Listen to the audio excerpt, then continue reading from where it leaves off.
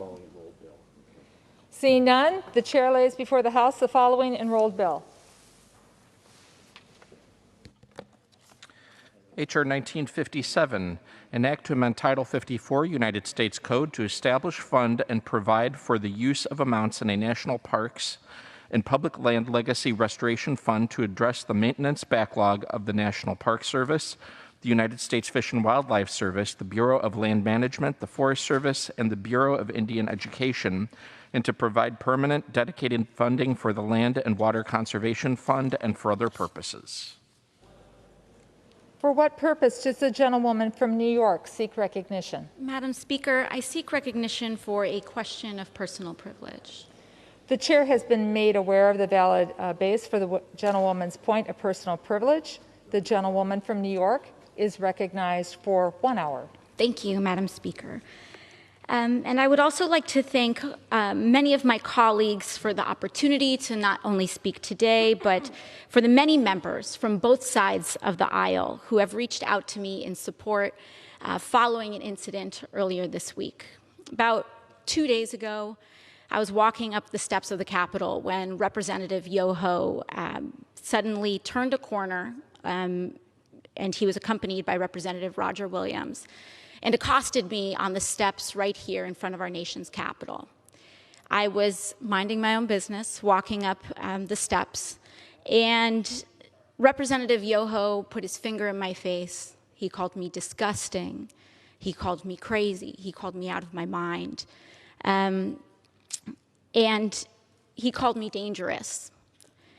And then he took a few more steps, and after I had recognized his comments as rude, he walked away and said, "I'm rude.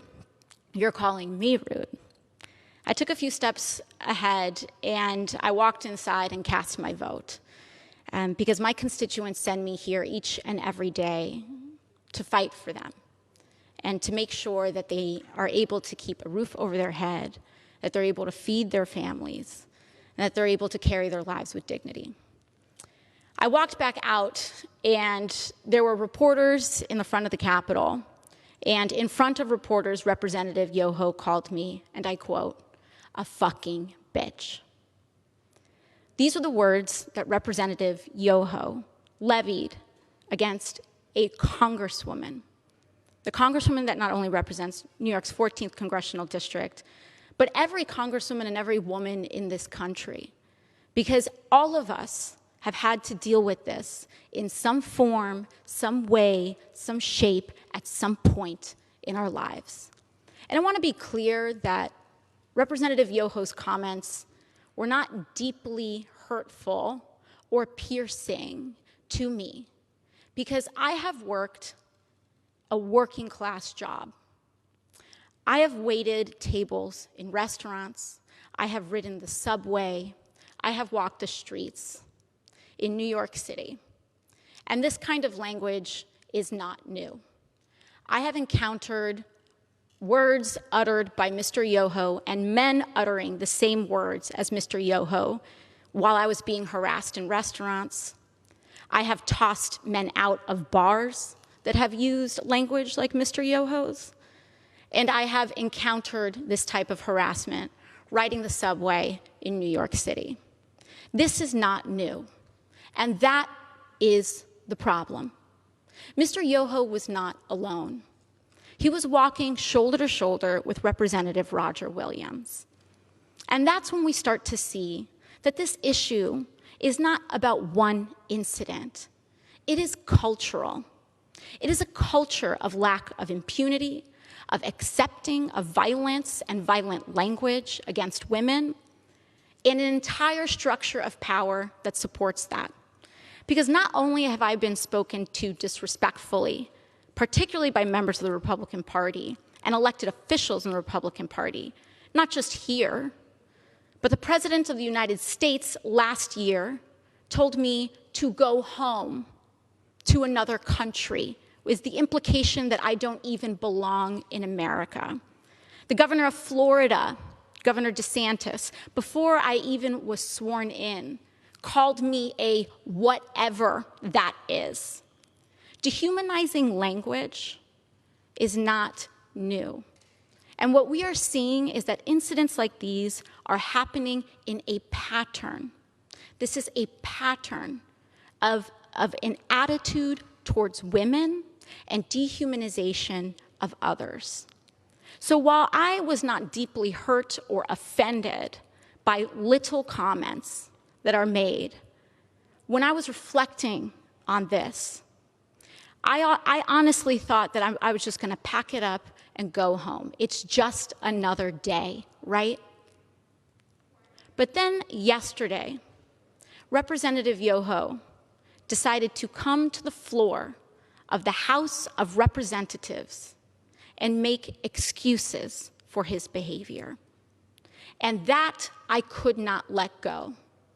I could not allow my nieces, I could not allow the little girls that I go home to, I could not allow victims of verbal abuse and worse to see that excuse, and to see our Congress accept it as legitimate and accept it as an apology, and to accept silence as a form of acceptance. I could not allow that to stand, which is why I'm rising today to raise this point of personal privilege. And I do not need Representative Yoho to apologize to me. Clearly, he does not want to. Clearly, when given the opportunity, he will not. And I will not stay up late at night waiting for an apology from a man who has no remorse over calling women and using abusive language towards women. But what I do have issue with is using women, our wives and daughters, as shields and excuses for poor behavior. Mr. Yoho mentioned that he has a wife and 2 daughters. I am 2 years younger than Mr. Yoho's youngest daughter. I am someone's daughter too. My father, thankfully, is not alive to see how Mr. Yoho treated his daughter. My mother got to see Mr. Yoho's disrespect on the floor of this house towards me on television. And I am here because I have to show my parents that I am their daughter and that they did not raise me to accept abuse from men. Now, what I am here to say is that this harm that Mr. Yoho tried to levy against me was not just an incident directed at me. But when you do that to any woman, what Mr. Yoho did was give permission to other men to do that to his daughters.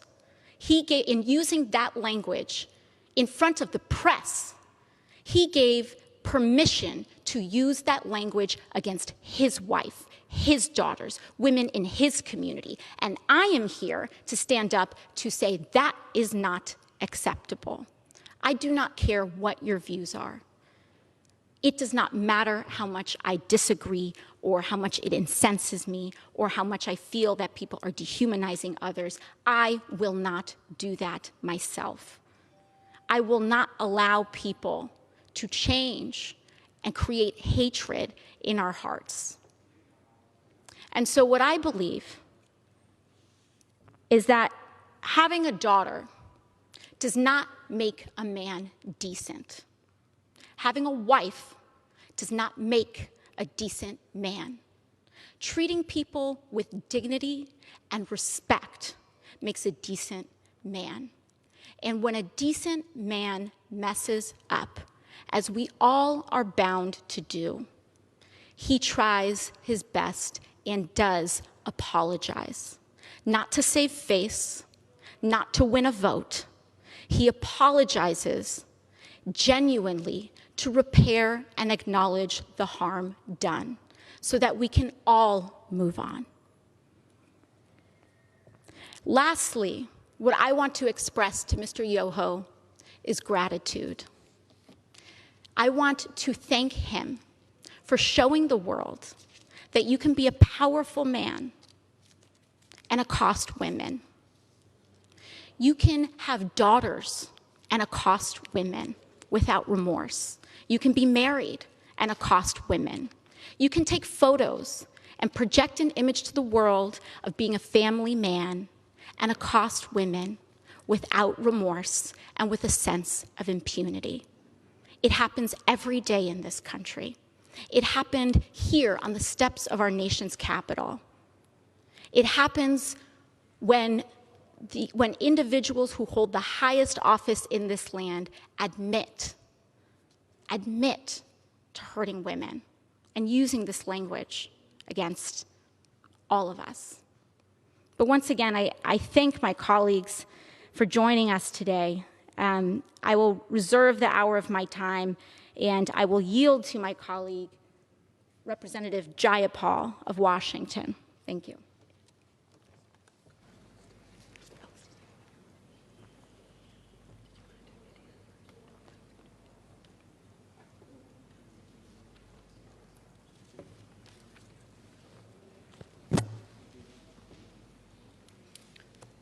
Madam Speaker, that was brilliance, grace, intelligence, and complete dedication to what justice, equality, and dignity in the United States looks like. That is our colleague, Alexandria Ocasio-Cortez, and we are so grateful to her for her voice.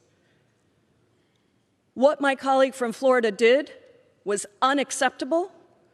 It was violent, it was sexist, and I do believe he needs to apologize, not because it's going to make our colleague, Ms. Ocasio-Cortez, feel any better, but because he too needs to learn what unacceptable behavior looks like and rise to the level of the office that he has been elected to.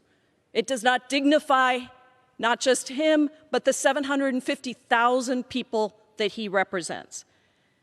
And I thought, Madam Speaker, that it would be good to review for my colleagues a little bit of the history of the word that was used. The word that begins with a B that's 5 letters and that rhymes with which. That word.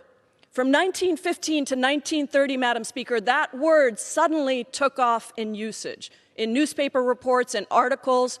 And you know why? Because in 1920, this body gave women the right to vote. And that was just a little too much power for too many men across the country. And so all of a sudden, that word rose in prominence because God forbid that women would have the right to vote, that we would have power in this body, that we would have power anywhere in this country.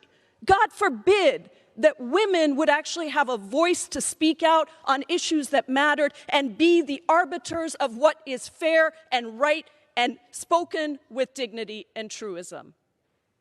And so that is when that word started to take off. Now, I want to be clear that this violent language is about power.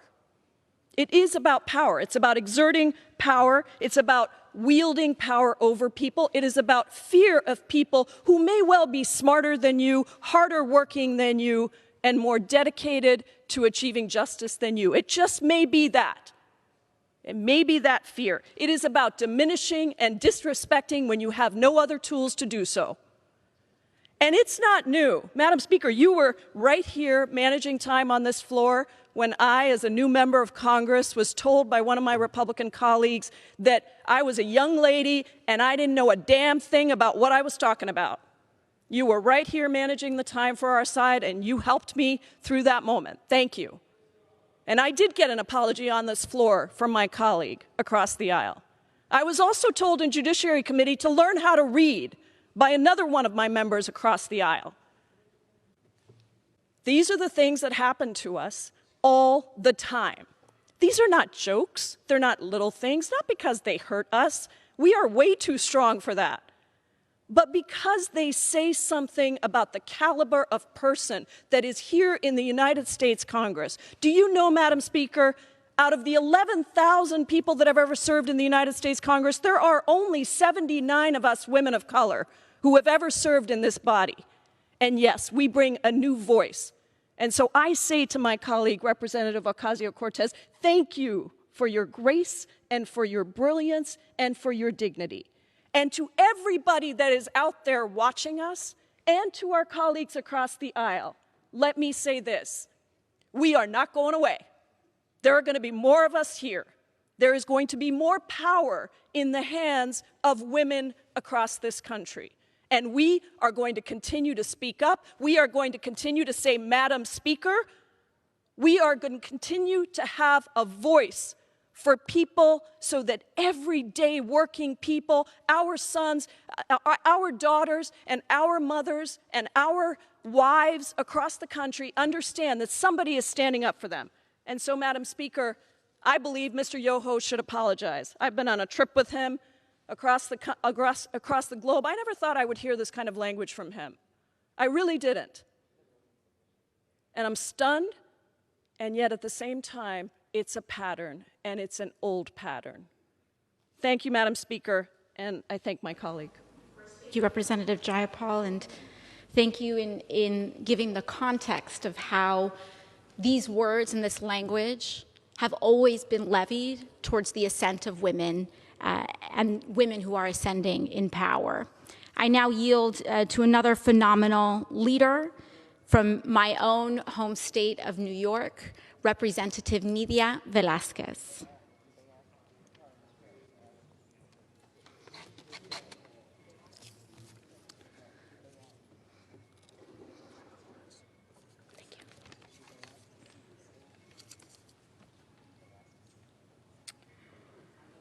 My friends, at times like this, it will benefit us all to remember what the word Congress actually means.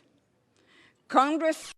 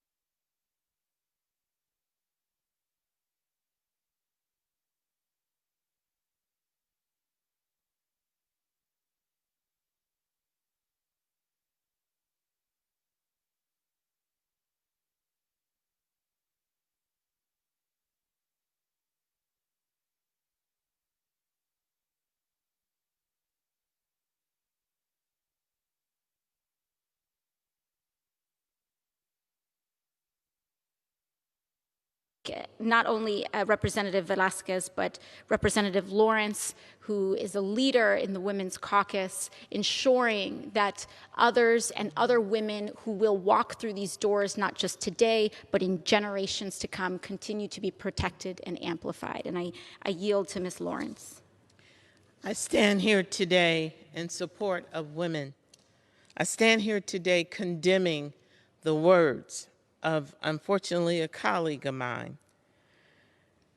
I want to reflect on history. The first African-American woman was elected in 1968, the first Hispanic woman in 1989. Ladies and gentlemen, we are here to stay. This year is the 100th year that women have the right to vote. For far too long, women and people of color have been subjected to being mistreated, humiliated, and trying desperately with words to minimize us. Women of color have traditionally been excluded from the halls of Congress. But I'm here today saying in a Congress where we have the largest number of diversity in women in the history of this Congress, our diversity is our strength and our unity is our power. You will see today speakers coming to this mic.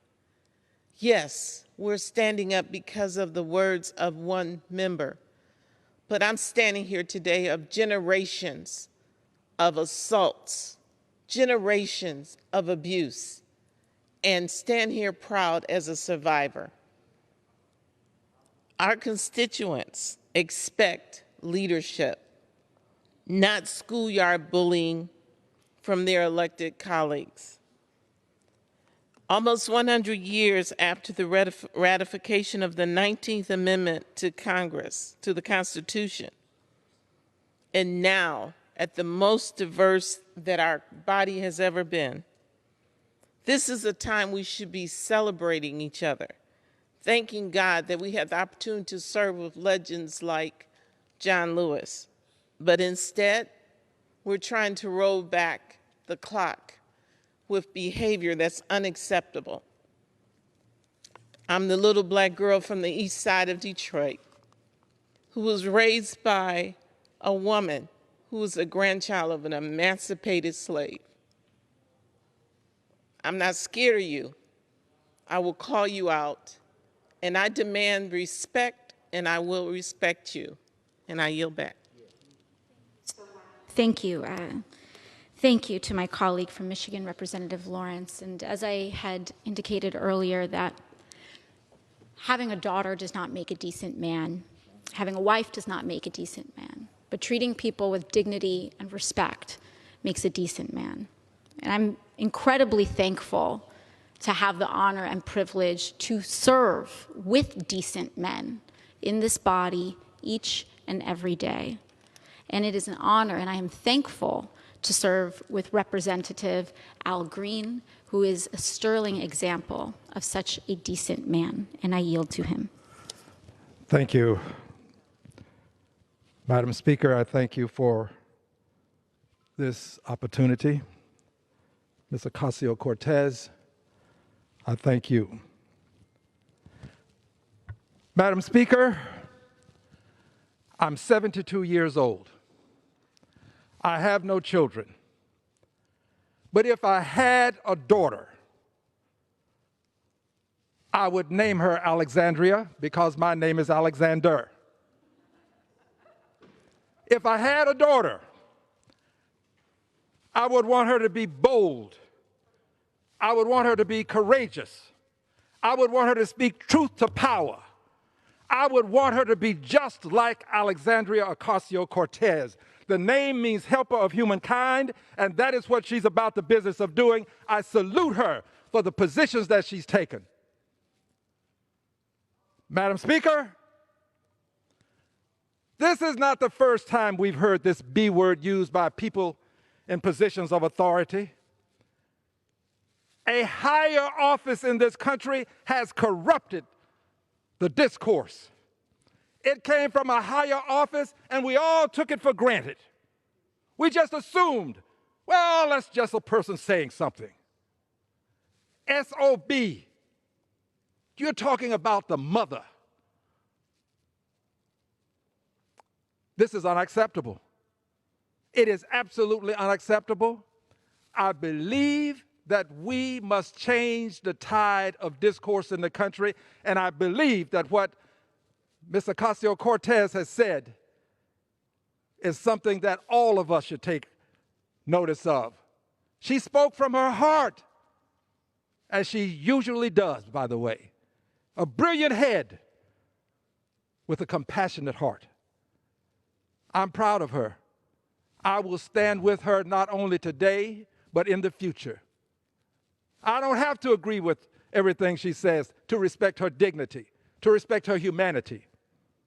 And finally, this. I grew up in a home where scatology was commonplace. I don't think scatologist is a word, but if such a word existed, there were many scatologists in my home. Scatology is a word. And I learned early on how that impacts the psyche of people. We cannot allow what happened to go unnoticed, which is why I am here today. This scatology with the B word is something that demeans every woman when it is used. I will stand against it, and I will stand with the Honorable Alexandria Ocasio-Cortez. I yield back the balance of any time that I have. Thank you, Representative Green. Your words brought tears to my eyes. I think that the relationship, particularly between fathers and daughters, is a very sacred one, and it's a very special one. But I also know if my father was publicly using that language to another woman, particularly my age, but any woman, I would tell him that he needed to apologize, and that his behavior was reprehensible and embarrassing. I would like to yield to Representative Jackie Spear of California. I thank the gentlelady. I want to compliment you on a profound, articulate, and accurate statement of what is wrong with what is going on in this country and what is going on wrong in this body. Thank you.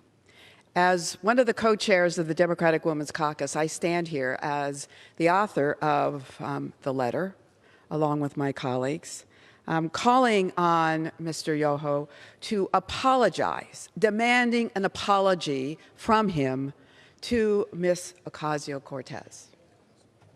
He didn't give an apology yesterday, as Ms. Ocasio-Cortez indicated.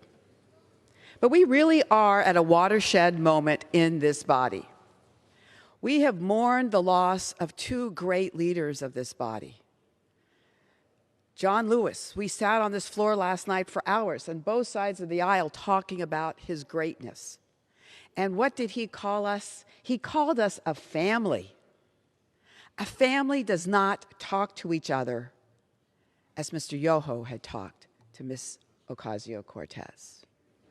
We mourn the loss of Congressman Elijah Cummings, who said, "We are better than this."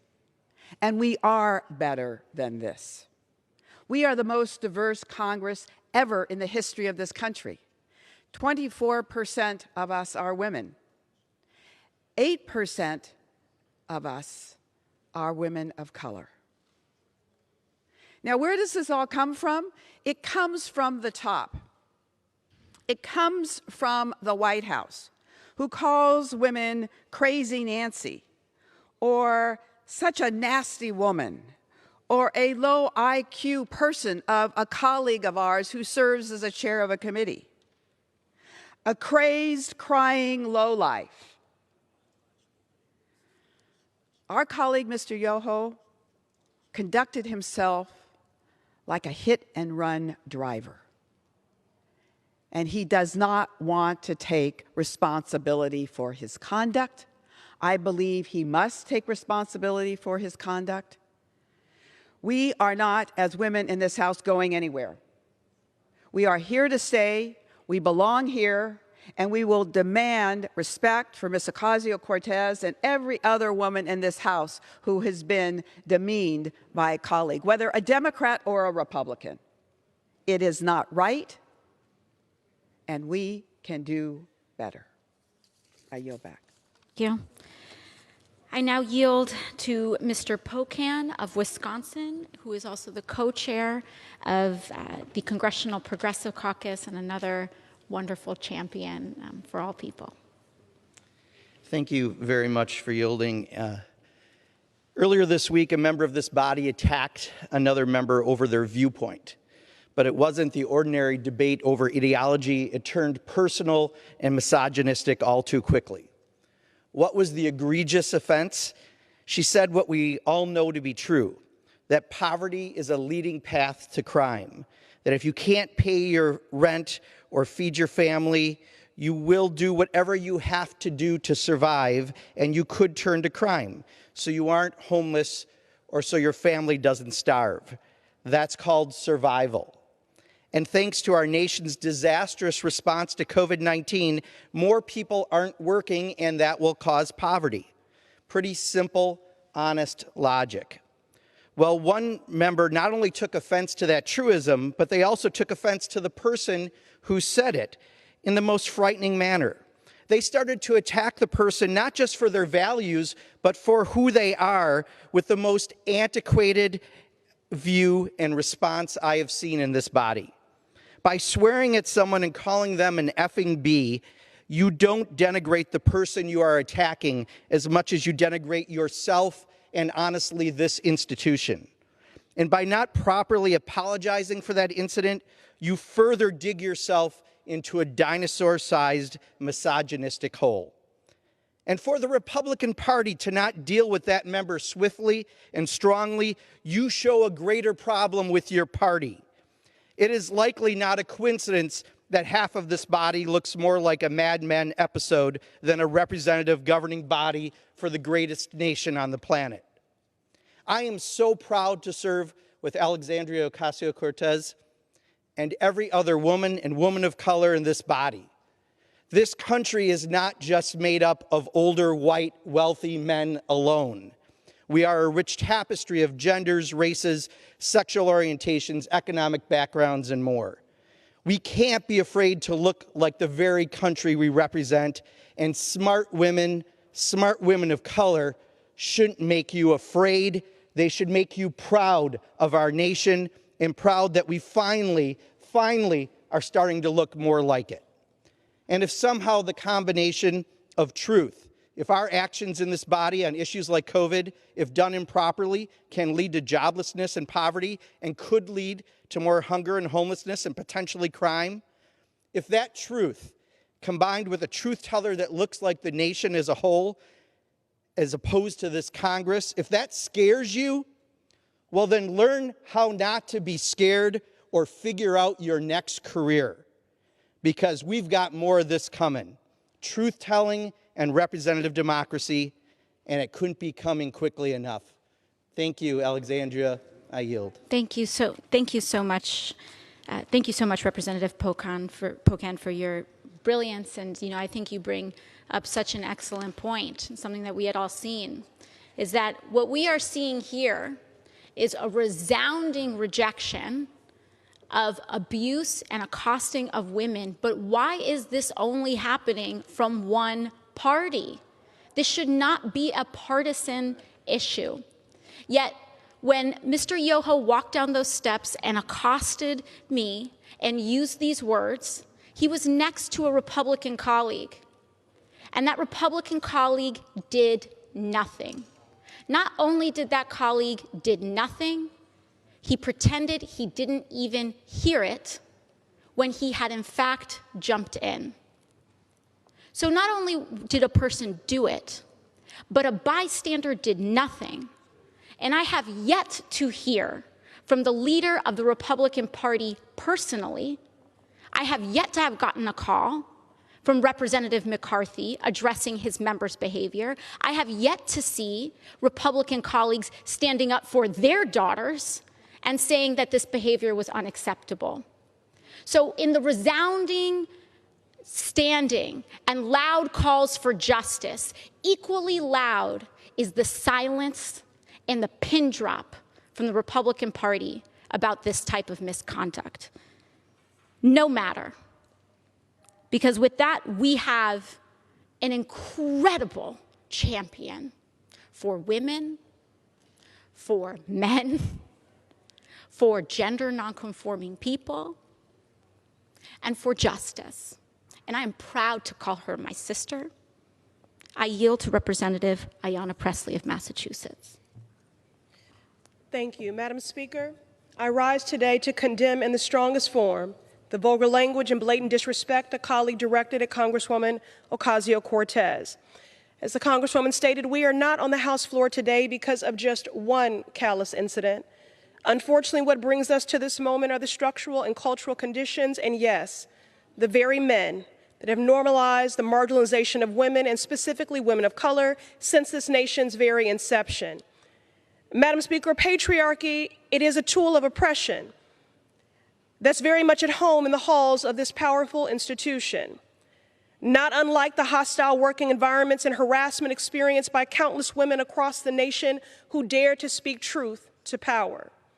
Today, we rise for every woman that has dealt with these dynamics as a conflated part of their walk in life.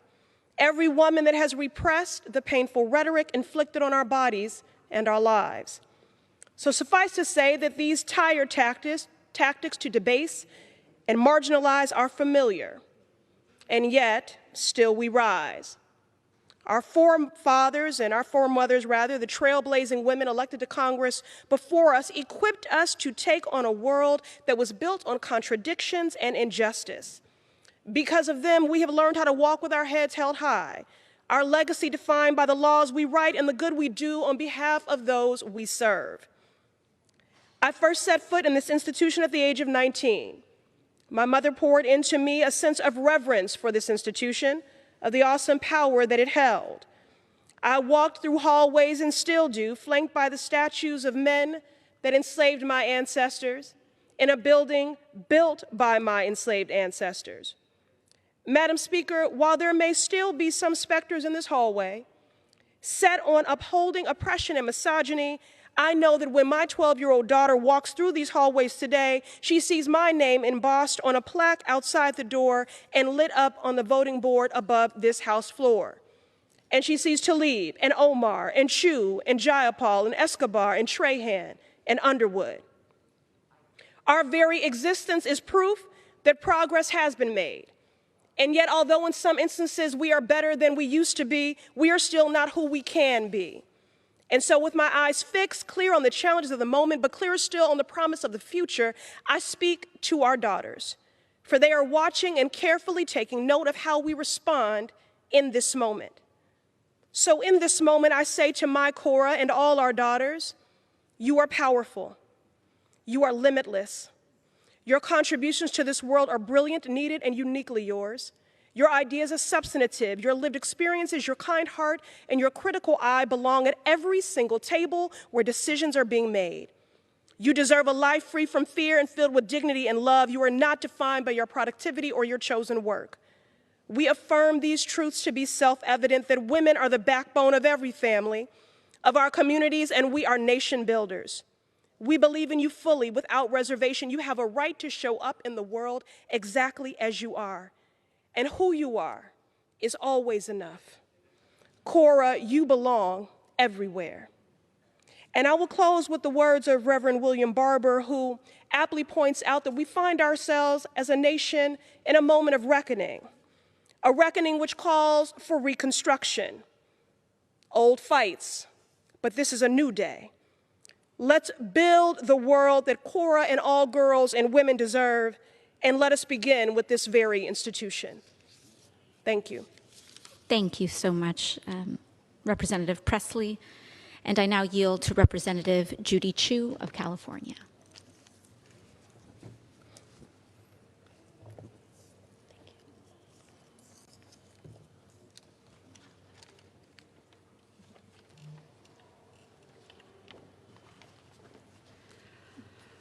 I rise today in support of my friend and colleague, Representative Ocasio Ocasio-Cortez, but most of all, I rise in support of basic human decency. I condemn remarks that are disrespectful, and offensive, and recent remarks reflected a hostility that should alarm my colleagues on both sides of the aisle. It's not expected that everyone in this chamber agrees with each other. It is expected, however, that we treat each other with dignity and respect. There should never be a reason that anyone fails to meet this low bar. Turning policy disputes into personal disputes is dangerous. As leaders, we risk inciting violence in others. As Congress members, it indicates a focus more on fighting than governing. We should never utter comments that are misogynistic and hateful to any Congress member. This week, it was Congressmember Ocasio-Cortez. But if we don't speak out against this, tomorrow, it could be any Congress member who is a woman or person of color. And that's why this must end now. If any such ugly curse words are uttered, decorum dictates that there should be an apology, a real apology, a sincere apology, not words that simply deflect and blame others. On the Great Seal of the United States, it says, "E pluribus unum," out of many, one. Disagreement and different perspectives were baked into this country. And it is our ability to work with others that we do not always agree with that has allowed America to be the beacon of hope. We should never betray these values of unity despite disagreement. Congressmember Alexandria Ocasio-Cortez deserves respect. Congressmember Alexandria Ocasio-Cortez deserves a real apology now.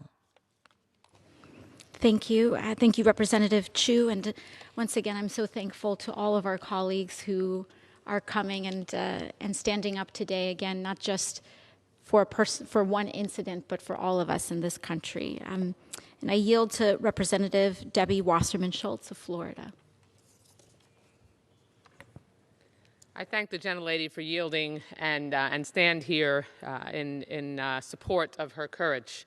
I rise to remind every man and woman on this floor that we were sent to Washington to destroy hostile work environments, not build them.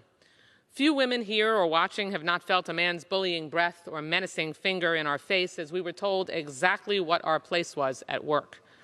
I certainly saw and felt it as a 20-something lawmaker and had a highly public similar experience here in the halls of Congress as a 30-something member, once again from a then Florida member of Congress. That former member was just elected as the chair of the Republican Party of Texas, by the way, so bullies continue advancing unchecked. Today we take a stand for my colleague and friend, Ms. Ocasio-Cortez, and all women who endure this archaic behavior.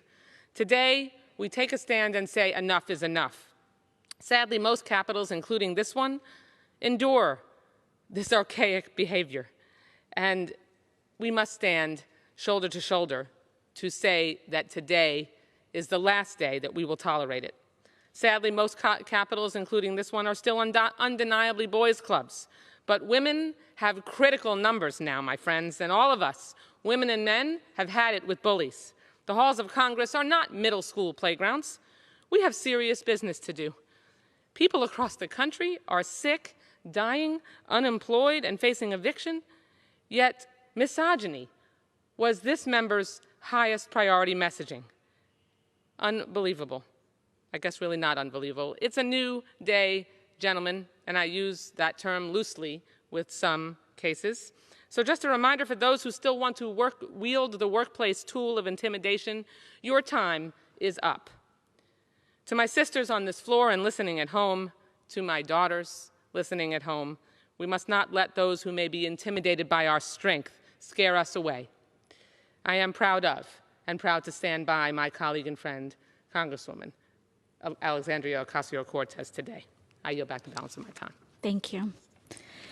And with that, I would like to yield to Representative Lori Trahan of Massachusetts.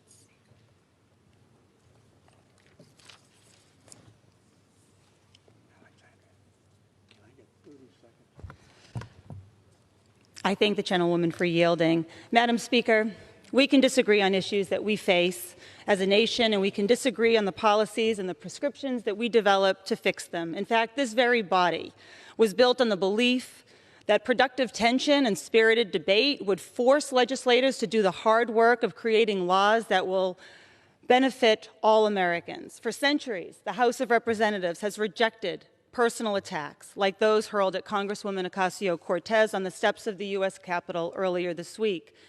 This institution has maintained rules that hold us as members of Congress to a higher standard, because that's what the hardworking people we represent expect from us, and that's what we owe to them. Madam Speaker, when we learn of the kind of personal attack levied against Congresswoman Ocasio-Cortez, we cannot sit idly by. We cannot let it go unaddressed, as many of us women have long been expected to do. We must call it out. We must demand accountability, like we are here today. That's what we owe to all women, especially to our daughters. We have to send the message loud and clear, because apparently people still aren't getting it. The days of bullying women you disagree with, whether it's in a boardroom, in a newsroom, on a military base, or in these hallowed halls of Congress, are over. If my colleagues on the other side of the aisle don't believe me, watch as we continue winning in districts across America. Watch as women band together to say enough to being publicly humiliated simply because they disagree. And watch as we make up for lost time by course-correcting the behaviors that women like us have had to endure, so that our daughters and yours will never have to. I want to thank my fearless colleague for the grace, the courage, and the intellect that you bring to this chamber every day. And with that, I yield back.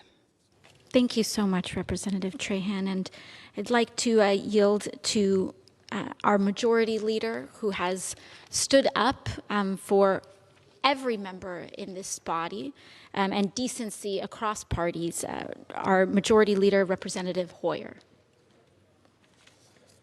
Madam Speaker, this is an issue of who we are as a people.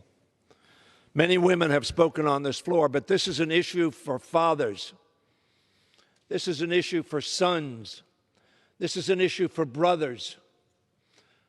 I have 3 daughters, 2 granddaughters, and 3 great-granddaughters. They must not be confronted with this kind of attack. And that's what it was. Some have tried to demonize the gentle lady from New York, who does, in fact, bring the intellect and the passion and the focus on issues, surprisingly, that the gentleman mentioned yesterday in his non-apology. All the men on this side of the aisle are supportive of Alexandria Ocasio-Cortez and all of her sisters and all of her mothers as well. I yield back.